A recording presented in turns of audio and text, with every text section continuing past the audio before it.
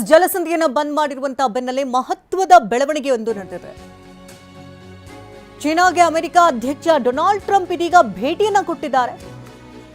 ಸಾಕಷ್ಟು ಕುತೂಹಲ ಕೆರಳಿಸ್ತಾ ಇದೆ. ಕ್ಸಿ ಜಿನ್ಪಿಂಗ್ ಹಾಗೂ ಟ್ರಂಪ್ ಭೇಟಿ, ಹಾರ್ಮಸ್ ಬಗ್ಗೆ ಉಭಯ ನಾಯಕರು ಚರ್ಚೆಯಾದ್ರೂ ಮಾಡ್ತಾ ಇರೋದಾದ್ರೂ ಏನು?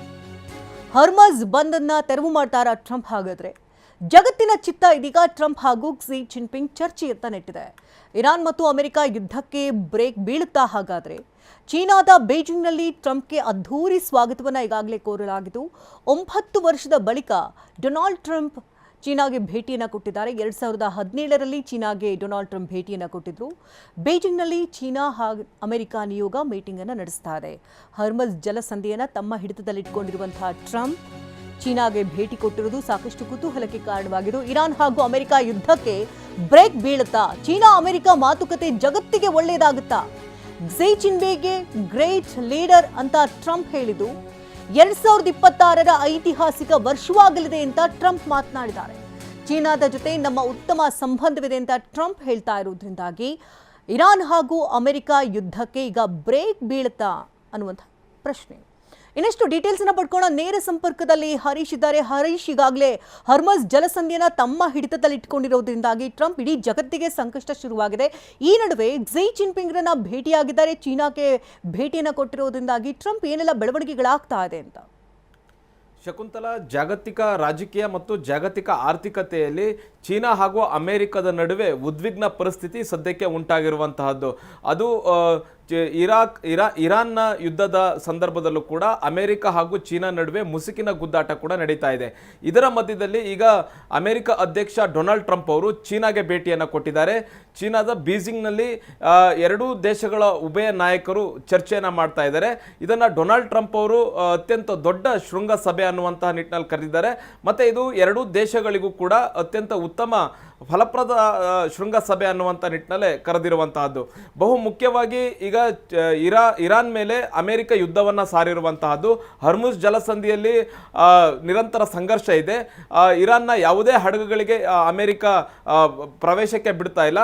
ಮತ್ತು ಸಂಪೂರ್ಣ ಹಾರ್ಮುಜ್ ಜಲಸಂಧಿಯಲ್ಲಿ ಅಮೆರಿಕ ದಿಗ್ಬಂಧನವನ್ನು ವಿಧಿಸಿದೆ. ಬೇರೆ ದೇಶಗಳ ಹಡಗುಗಳ ಸಂಚಾರಕ್ಕೂ ಕೂಡ ಕಷ್ಟ ಇರುವಂಥದ್ದು. ಮತ್ತೆ ಬೇರೆ ದೇಶಗಳ ಹಡಗುಗಳು ಕೂಡ ಸುರಕ್ಷಿತವಾಗಿ ಹಾರ್ಮುಜ್ ಜಲಸಂಧಿಯತ್ತ ನಿರಾತಂಕವಾಗಿ ಬರ್ತಾ ಇಲ್ಲ. ಇದರಿಂದ ಈ ಎರಡು ದೇಶಗಳ ನಾಯಕರಿಗ ಒಟ್ಟಿಗೆ ಸೇರಿ ಮೀಟಿಂಗ್ ಅನ್ನ ಮಾಡ್ತಾ ಇರೋದನ್ನ ನೋಡಿದ್ರೆ ಬೇರೆ ಬೇರೆ ದೇಶಗಳು ಕೂಡ ಈ ಒಂದು ಮೀಟಿಂಗ್ ಅನ್ನ, ಈ ಭೇಟಿಯನ್ನ ಆಶಾದಾಯಕವಾಗಿ ನೋಡ್ತಾ ಇರುವಂತಹದ್ದು.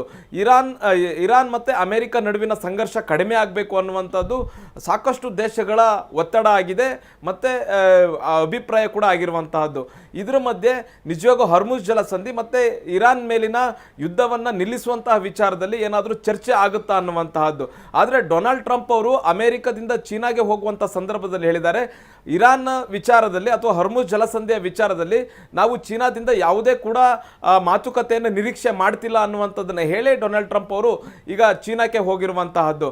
ಆದರೆ ಇರಾನ್ ಮೇಲಿನ ಯುದ್ಧದ ವಿಚಾರ ಅಥವಾ ಇರಾನ್ ಮೇಲಿನ ಯುದ್ಧವನ್ನು ಕೊನೆಗೊಳಿಸುವಂತ ವಿಚಾರವಾಗಿ ಚೀನಾ ಜೊತೆ ಯಾವುದೇ ರೀತಿಯಂತ ಚರ್ಚೆ ನಡೆಯಲ್ಲ ಅನ್ನುವಂತಹ ಅಭಿಪ್ರಾಯ ಕೂಡ ವ್ಯಕ್ತ ಆಗ್ತಿದೆ.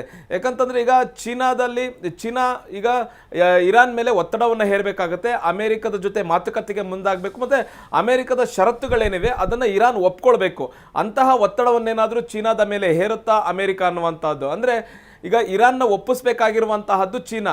ಹಾಗಾಗಿ ಚೀನಾದ ಮೇಲೆ ಒತ್ತಡವನ್ನು ಹೇರಿ ಇರಾನ್ಗೆ ಒಪ್ಪಿಸುವಂಥ, ಅಂದರೆ ಅಮೆರಿಕದ ಷರತ್ತುಗಳಿಗೆ ಒಪ್ಪಿಸುವಂಥ ಕೆಲಸವನ್ನೇನಾದರೂ ಡೊನಾಲ್ಡ್ ಟ್ರಂಪ್ ಮಾಡ್ತಾರ ಅನ್ನುವಂಥ ಕುತೂಹಲ ಇದೆ. ಈಗ ಡೊನಾಲ್ಡ್ ಟ್ರಂಪ್ ಅವರು ಮಾತ್ರ ಚೀನಾಗೆ ಹೋಗಿಲ್ಲ. ಚೀನಾಗೆ ಸುಮಾರು 30 ದಿಗ್ಗಜ ಉದ್ಯಮಿಗಳು ಕೂಡ ಹೋಗಿರುವಂತಹದ್ದು. ಇಲ್ಲಿ ವ್ಯಾಪಾರ ವಹಿವಾಟಿನ ಬಗ್ಗೆ, ಎರಡೂ ದೇಶಗಳ ನಡುವೆ ವ್ಯಾಪಾರ ವಹಿವಾಟಿನ ಬಗ್ಗೆ ಹೆಚ್ಚು ಚರ್ಚೆ ನಡೆದಿರುವಂತಹದ್ದು. ಅಮೆರಿಕದ ಉತ್ಪನ್ನಗಳಿಗೆ ಚೀನಾ ಮಾರುಕಟ್ಟೆಯನ್ನು ಸಂಪೂರ್ಣವಾಗಿ ಮುಕ್ತಗೊಳಿಸುವ ಬಗ್ಗೆ ಈಗ ಚರ್ಚೆ ನಡೀತಾ ಇದೆ. ಸೆಮಿಕಂಡಕ್ಟರ್ ಆಗಿರ್ಬೋದು, AI ತಂತ್ರಜ್ಞಾನ ಆಗಿರ್ಬೋದು, ಈ ಎಲ್ಲ ತಂತ್ರಜ್ಞಾನಗಳಲ್ಲಿ ಅಮೆರಿಕ ಹಾಗೂ ಚೀನಾ ಪಾಲುದಾರಿಕೆಯನ್ನು ಹೊಂದಬೇಕು ಅನ್ನುವಂಥದ್ದು ಈಗ ಅಮೆರಿಕ ಅಧ್ಯಕ್ಷ ಡೊನಾಲ್ಡ್ ಟ್ರಂಪ್ ಅವರ ಇಚ್ಛೆ ಆಗಿದೆ. ಹಾಗಾಗಿ ಈ ಮಾತುಕತೆ ಬಹಳಷ್ಟು ಮಹತ್ವ ಪಡೆದಿದೆ. ಇದರ ಮಧ್ಯದಲ್ಲಿ ಅಮೆರಿಕ ಹಾಗೂ ಇರಾನ್ ನಡುವಿನ ಯುದ್ಧ ಏನಿದೆ ಇದು ಕೊನೆಗೊಳಿಸಲಿಕ್ಕೂ ಕೂಡ ಈ ಒಂದು ಭೇಟಿ ಮಹತ್ವವನ್ನು ಪಡೆದಿದೆ. ಆದರೆ ಇದ್ರ ಚರ್ಚೆ ಆಗುತ್ತಾ ಅನ್ನುವಂಥದ್ದು ಈಗ ಕುತೂಹಲ ಇರುವಂತಹದ್ದು. ಧನ್ಯವಾದ ಹರೀಶ್, ತಮ್ಮ ಡೀಟೇಲ್ಸ್ಗಾಗಿ.